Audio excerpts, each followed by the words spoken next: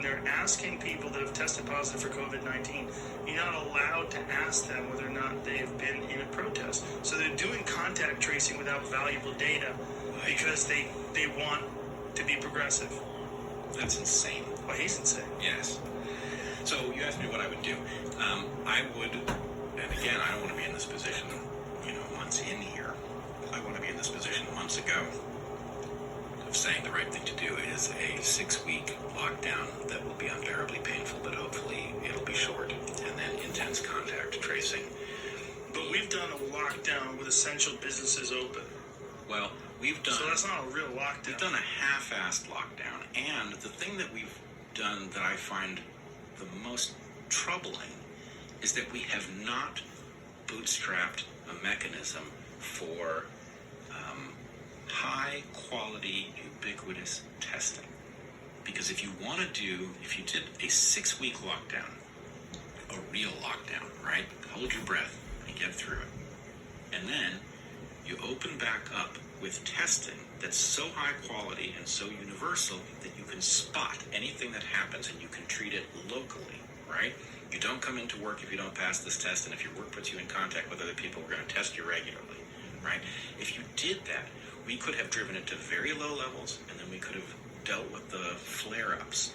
But what we're doing now is we're just gambling, and it's insane, right? We're gambling, and there's no, that I can detect, there is no movement that says open back up and be very aggressive about things like masks.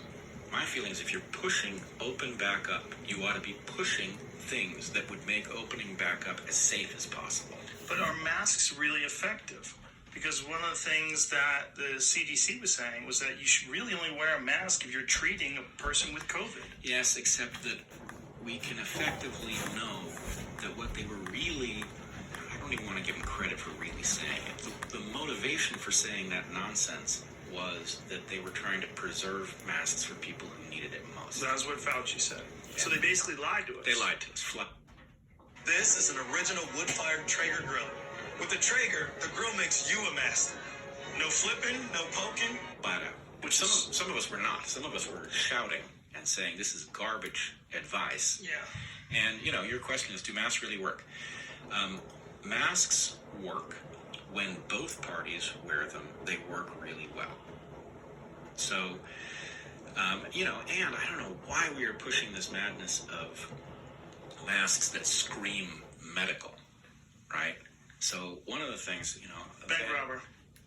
Yeah, man. You're an old school bank robber. I'm the mojito bandito. Yeah, you've got a bandana. I do. Yeah. But, the fact is, the bandana, all right, maybe I look like a goofball, but the fact is, it's more fashionable, in my opinion, than a medical mask. Oh, you're being fashionable. That's cute. It's also more comfortable, though. Yes. So the fact is, I have it. I can pull it up as needed, put it down. It's not hanging on my ear.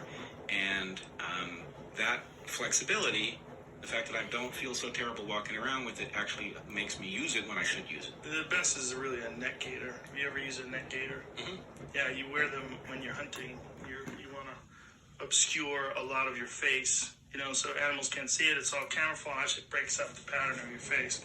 They're real easy. You just slip it back down again and pull it back up, and it actually stays in place. That makes total sense, but the funny thing is I'm an animal biologist, so the same thing should apply to me, but I've never heard that. You ever heard of a neck gaiter? No, I've heard of a neck gaiter for other things, but not for hunting. Oh, yeah, well, super common, yeah. Pull up, there's a photo of me in Lanai wearing a full Sitka outfit. I look like a ninja. Lanai is a very interesting place to hunt because it's one of the few places where you could say it's mandatory to hunt animals because they have an invasive species called axis deer. That's me. See that thing on my face? Mm-hmm.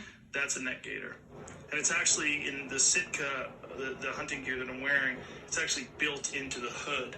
So it's not just something that you wear around your neck. It actually is built into it, so it slides up and it goes down on your neck if you like it to, but then when you're moving forward, it could slide down. These animals that live there, there's literally 30,000 deer on an island of 3,000 people. And it's an invasive species. They were brought there and given to King Kamehameha by India in like the 1800s, and there's no predator. Mm-hmm. So they're just out of control. You've never seen anything like it. It is crazy when you're there. Like the mass populations, and it happens to be one of the most insanely delicious animals as well. Also super switched on because they evolved to avoid tigers. So I've got videos of these things where an arrow is coming at them from 80 yards, and as the arrow is about 15 yards away, they hear it and get out of the way. They move so fast. Like they are the fastest deer I've ever encountered in my life by far. Like nothing's even close to them.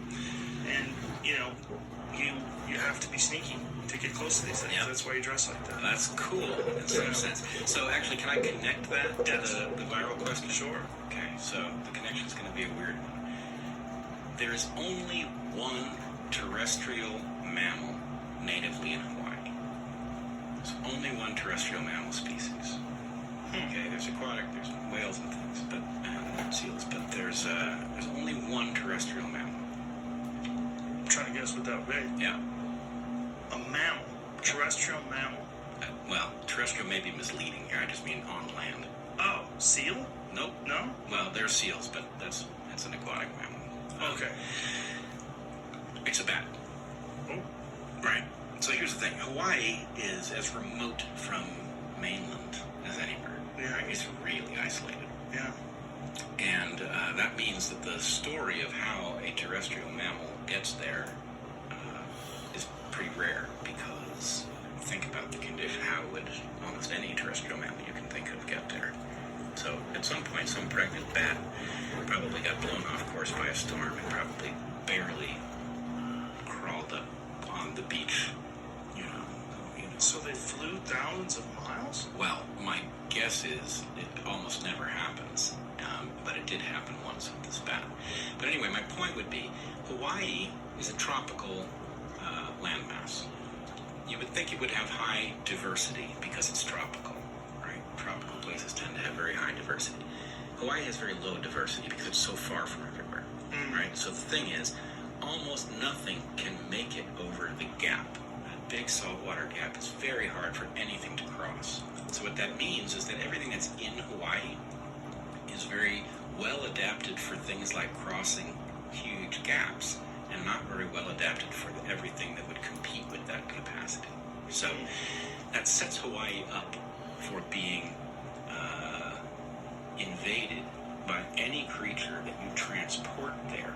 If you can solve the how do you jump the gap question by transporting on an airplane or a ship, then the species that are there are not in a position to fend it off competitively, because they're not adapted to compete. It's a low diversity environment where everything had to cross an amazing gap to get there. So it's a sitting duck for invasive species, like the one you're describing. Okay? Now here's the connection to the viruses. If it is true that this virus originally came from a bat, was being studied in probably the Wuhan Institute of Virology, was enhanced and then escaped, was enhanced for the infection of human tissue and then escaped. It is the equivalent of us having transported something very dangerous over a gap it couldn't have crossed on its own, right? And we are sitting ducks for this thing. So this is why I'm really on high alert about this. Now, what are your feelings when it comes to the high number of people that are asymptomatic, or the high number of people that get it and it's a very small deal to them? They just cough for a couple days and that's no big deal. Yes, so I've been advocating from the start that we should be much more aggressive in the way we are studying this. That in fact, remember the aircraft carrier USS Theodore Roosevelt had an outbreak, and it docked in Guam. My thought was, I want to see that carrier used to study the virus. It's too bad that it docked in Guam, because they ruined a circumstance. And it's not that I wanted to see people infected, and it's not that I wanted to see them get the highest quality treatment possible, but it was an isolated population in which you could have studied the spread of this virus. And because it's an aircraft carrier, you could also get anything you needed. You could have built hospitals on the deck. You could have given them the finest possible care, we could have learned a lot about how the thing is transmitted, what the symptoms mean, who is actually shedding live virus based on what symptoms they have, rather than studying this haphazardly amongst infected people in hospitals where you don't really know who they've been in contact with and all of that. So we missed that opportunity. We could do the same thing with military bases or any isolated population where you can actually have enough data to know what these things mean. As it is, we're left with all kinds of questions, right? It seems that some of the people who are asymptomatic actually have significant damage to their lungs. They have this ground glass opacity pattern in their lungs, even though they didn't show any symptoms. What are the numbers of these people?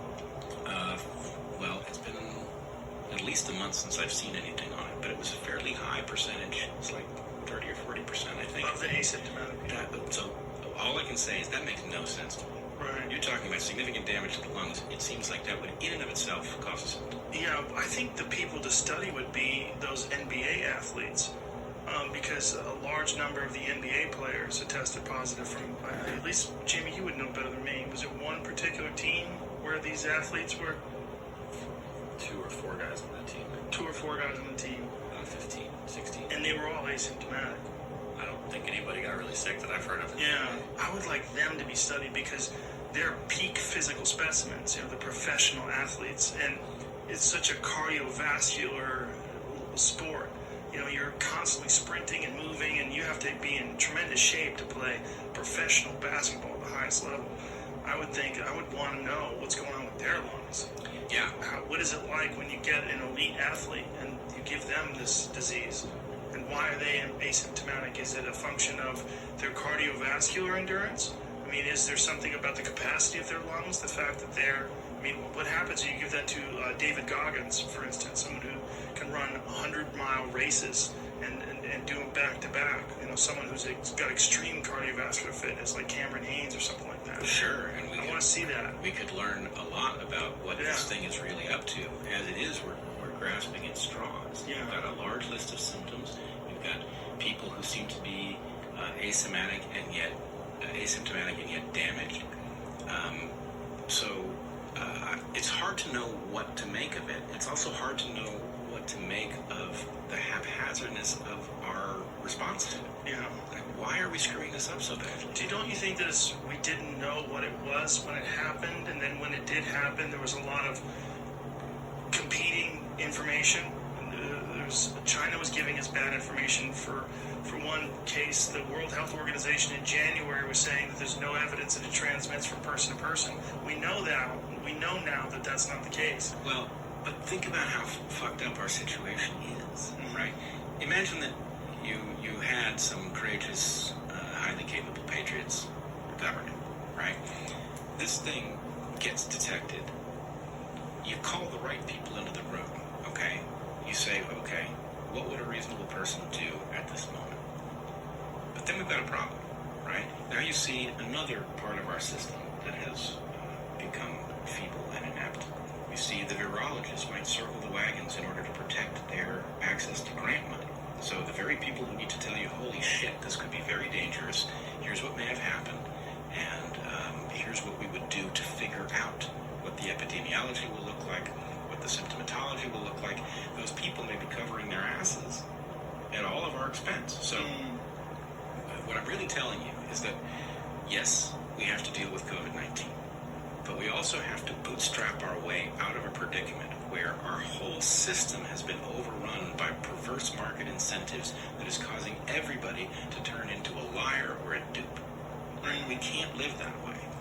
We've got too many high-tech problems to be dealing with anything other than high-quality information about the nature of those problems and what the possible solutions look like. But how do we mitigate all these errors and all how do you eliminate all the bullshit that we're dealing with, and how do we filter it out, and what would be like the best pure information?